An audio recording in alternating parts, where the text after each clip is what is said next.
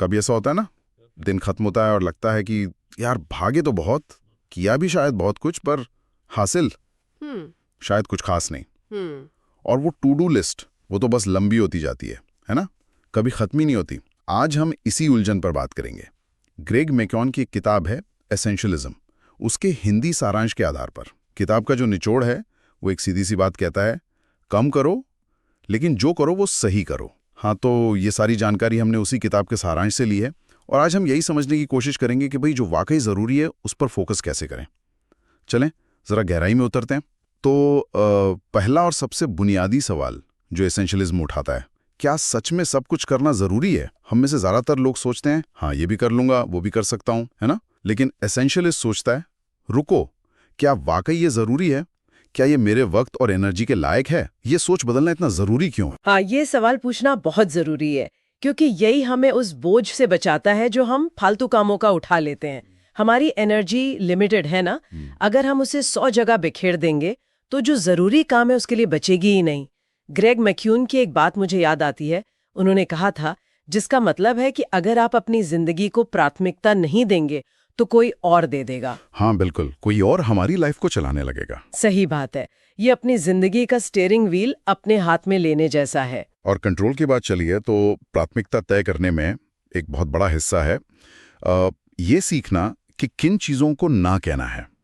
यही पर आती है ना कहने की कला। बहुत लोगों को मुश्किल लगता है ना कहना, शायद लगता है कि यार अच्छा नहीं लगेगा या कोई बुरा मान जाएगा। पर सारांश कहता है कि ये दूसरों को मना करने से ज्यादा खुद के टाइम और एनर्जी को हाँ कहने जैसा है। पर असल में ये ना कहना इतना मुश्किल क्यों हो जाता है? मुश्किल शायद इसलिए लगता है क्योंकि हम एक सोशल प्रेशर सा महसूस करते हैं, किसी को निराश नहीं करना चाहते। लेकिन सोचिए, जब आप किसी ऐसी मीटिंग या प्रोजेक्ट को ना कहते हैं जो आपके मेन गोल से भटक रहा है, तो आप असल में उस काम के लिए हाँ कह रहे होते हैं जो वाकई में मायने रखता है। अच्छा, ये अपने जरूरी कामों के लिए जगह बनाना है ताकि फोकस बना रहे। हाँ, फोकस। और ये फोकस वाली बात हमें अगले 2 जुड़े हुए आइडियाज पर ले आती है। पहला, चुनने में ही असली पावर है, मतलब सिलेक्शन। और दूसरा, एक तय रूटीन और बाउंड्रीज बनाना।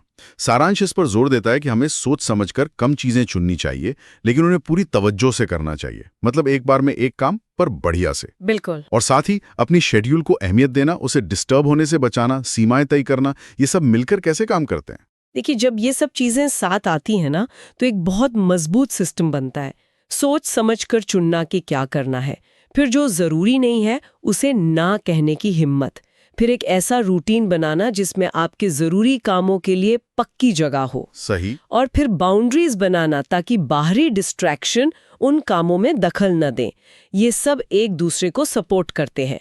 ये उस जाल से निकलने का रास्ता है जहां हम हर वक्त बिजी तो दिखते हैं पर प्रोडक्टिव नहीं हो पाते।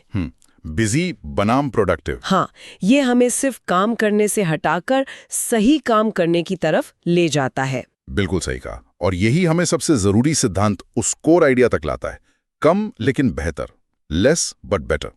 मतलब गोल ये नहीं कि लिस्ट के सारे काम खत्म कर दें।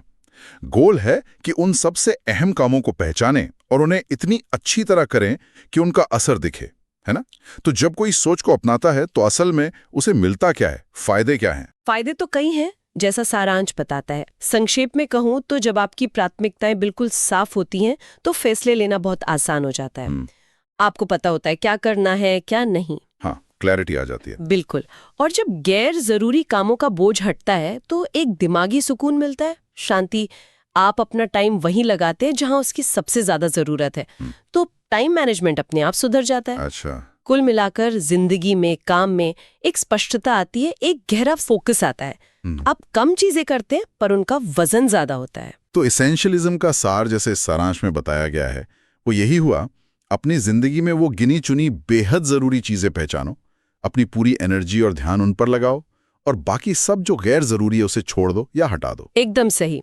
और सारांश का जो आखिरी संदेश है वो इस पूरी सोच को बहुत खूबसूरती से समेटता है। कम करें लेकिन उसे असाधारण रूप से अच्छी तरह करें।